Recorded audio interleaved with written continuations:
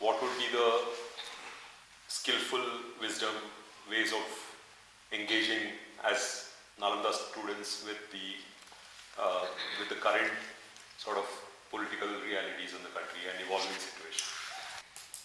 I would say to the best of your capacity and your thinking and your political inclination, you should take a stand and express it in a reasonable and skillful way, in the sense that one should not be stupid enough to do something that will immediately get you arrested and put behind bars, but something when best would be to do collective action, I guess. It's not a question of political strategy that Buddhism, I feel. Question is, whatever political strategy you adopt, whether it's protest, writing, I think where Buddhism would come in is only that you would be mindful in what you do. You will do it without hatred. You would engage with other people. You would try to examine whether you are really tackling the issue or whether you are promoting your own ego because you feel nice, your name comes as a byline in some article, or that gives you some more gravitas in the circles you are moving around in.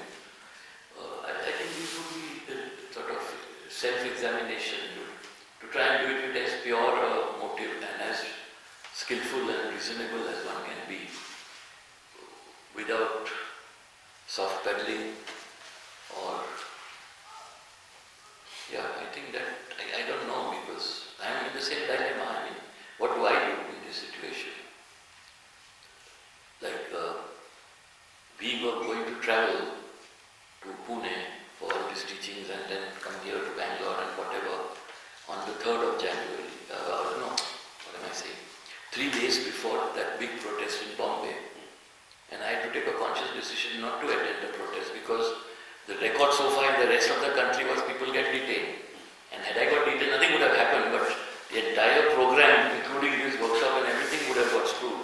So I thought, well, next time when I'm in a longer period, I don't have such a commitment immediately in front of me, I would do something. So I couldn't go for the protest. But it really hurt, that I couldn't go. I knew John would go, definitely. I knew all those other kids with whom I discussed would go. And then finally my son from Kodaikanal is firing us, why didn't you all go for the protest? So, that's the thing. So it is difficult. Now, I have been part of 2 protests. And like you're saying, that part of it was unnecessary. Like I missed a protest, for example. And then I started feeling very guilty that, I'm not going there and putting it up there, like as it were. And while in the protest, you get carried away by the mood of the protest, and some of the slogans are quite aggressive. So I wouldn't say, you can't always think about mindfulness. I'm just trying to be a bit practical, and you also need to do a bit of justice to what you are at any particular point in time, because there are too many demands that don't be like this, don't be like that. But you may, for example, be more mindful in terms of which protest you want to join. There are many protests, and maybe you want to join, or the form of the protest. You may be more interested in writing a petition rather than this, or making a personal note on the Facebook. But when you do that, one has to be careful, of course. I think it also changes from state to state. Like Ram Gua was detained, and that was the first shock for many of us. But we in Pune in Maharashtra, we were protected by the government of Maharashtra. We realized that later. Probably you had not realized that. But the very fact that the government is opposed to BJP, we felt safe. The cops were not being, nasty with us at all. So those things also play a part. Or if you don't want to join anything, but you can be creatively part of it. Helping people write interesting, non-nasty but interesting slogans. Witty slogans are always better than something which goes. I mean, something like that.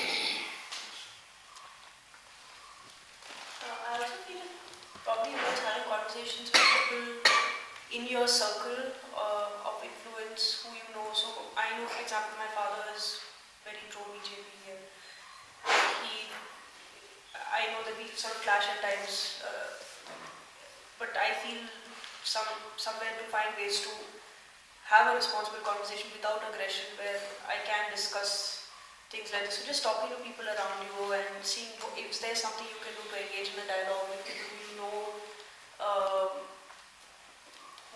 There's a greater chance of perhaps having a more positive outcome, or even moving the needle a little.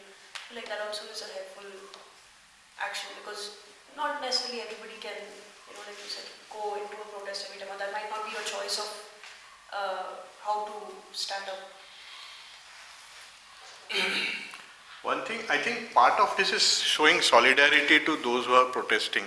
But another thing I did, which I was not expecting to do, I've been a member of a WhatsApp group of colleagues, ex-colleagues from 20-25 years ago. All of them were RSS or pro-BJP kind, and they started victimizing me. They were very close friends, and post demonetization they sort of started literally being nasty with me, coming down to the level of calling me anti-national or pseudo-secular, the whole list of charges. So at one point I said, guys, I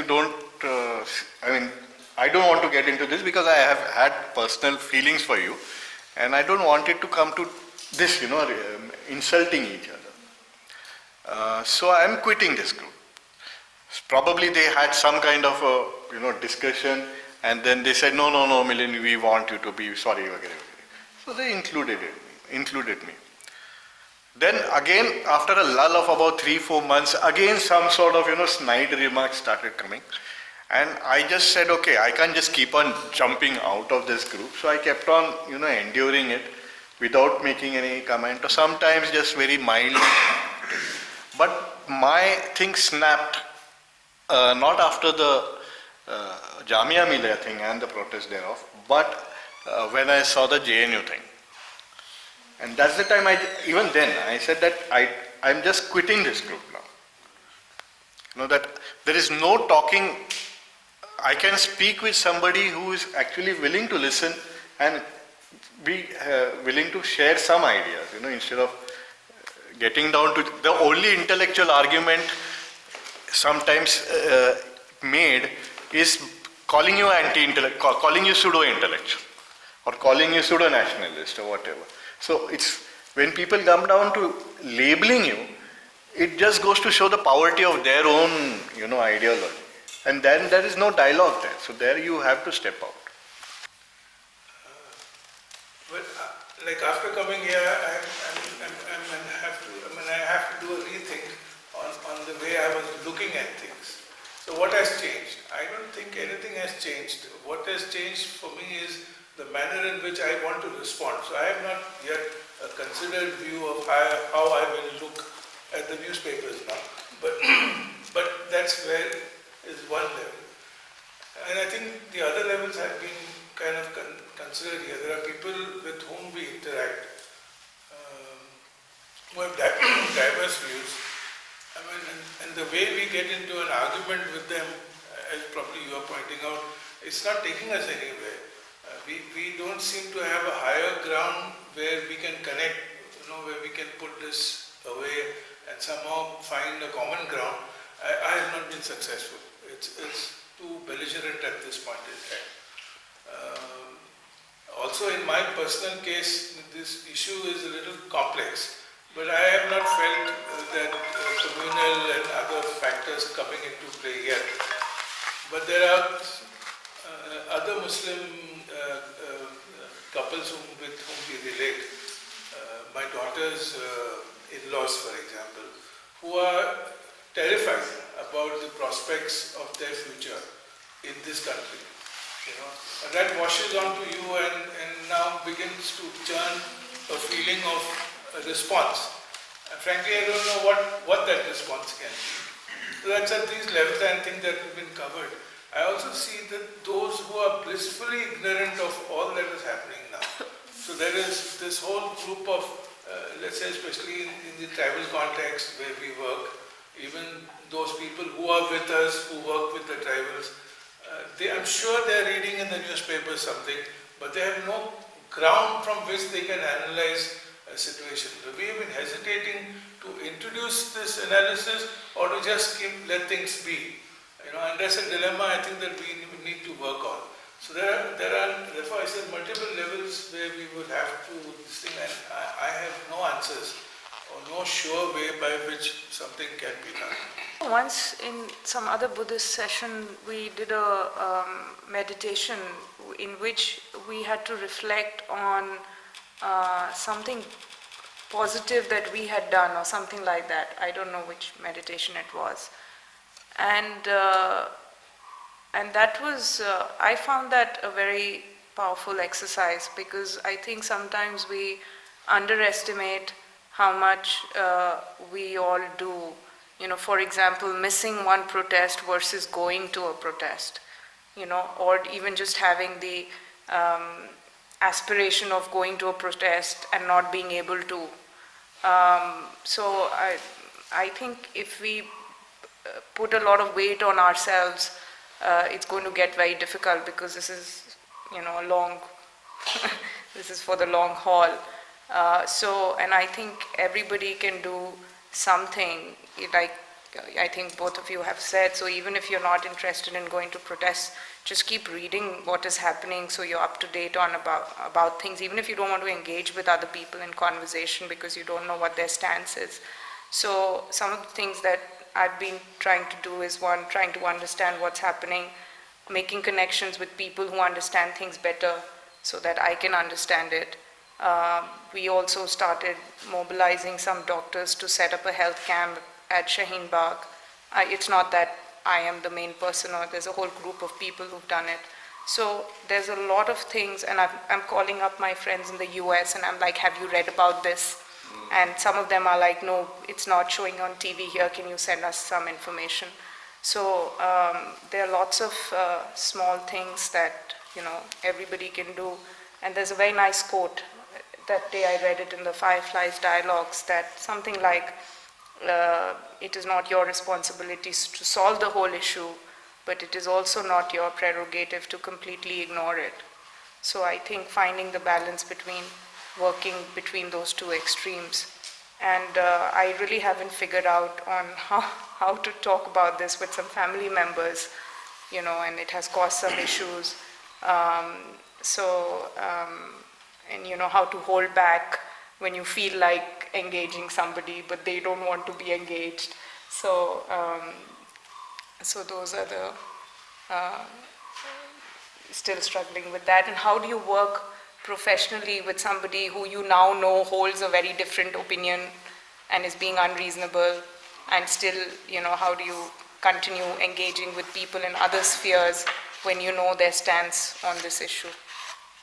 Quite a lot of our practice relates to what we think we can do individually, one. And then we get frustrated because what you can do individually, there is no agency to that individual action. It does not change, there is no real link with that action. Same thing with CAA, same thing with Kashmir, and climate change for a long time. Okay, so we have INEC, we have and we are wondering in both these forums, what the hell can we do? In the Vikalp Sangam last 2 weeks ago, we had this whole thing is, there is the interconnectedness between our actions. Each one is an alternative, what is the interconnected? And that's where I brought up this thing is actually there is also an interconnectedness between us and some of the people whom we criticize.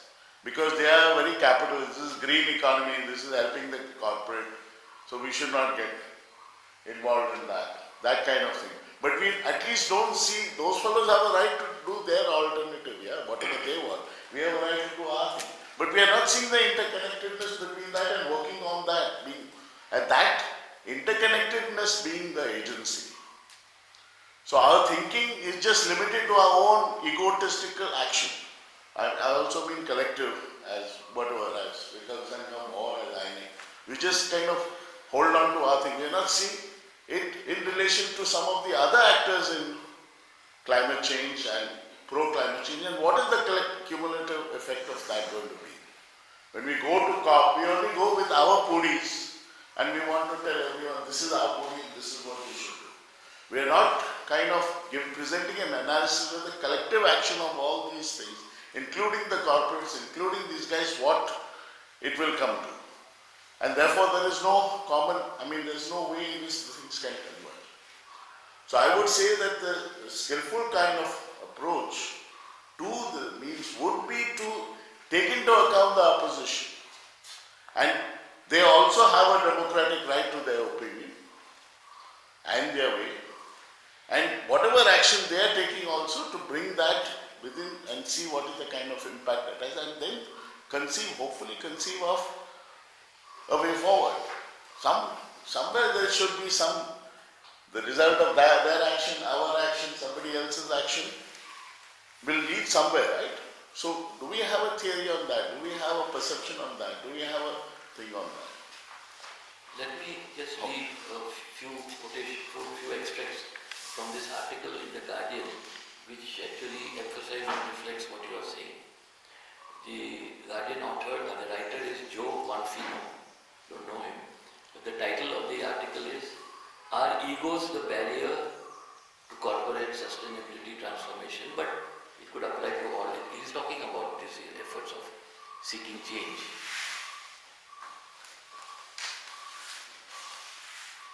We can find scores of reasons why sustainability is not scaling up at speed, but how often do we search for the common root cause? If we are prepared to look the problem in the eye, we see that these barriers tend to emanate from our egoic needs. Practitioners in this movement often complain that those in power refuse to respond to issues such as climate change or water scarcity because they benefit from the current system in terms of maintaining their status in society, their material comforts and so on. But those who are passionately engaged in helping move society towards a more sustainable future are also subject to the same egoic forces, which if they were able to better understand and master, would have the effect of quickening the pace of change. A collaboration may be a buzzword, but very few are really driving transformational change, and there is the dark underbelly that is seeing sustainability-related organizations increasingly in competition and privately critical of each other. You are saying something like this? Yeah, that included. The danger, of course, is the movement ends up becoming something akin to the Tower of Babel. Tower of Babel, with the cacophony of noise getting ever louder, and the very people they are seeking to reach becoming increasingly confused by the myriad approaches.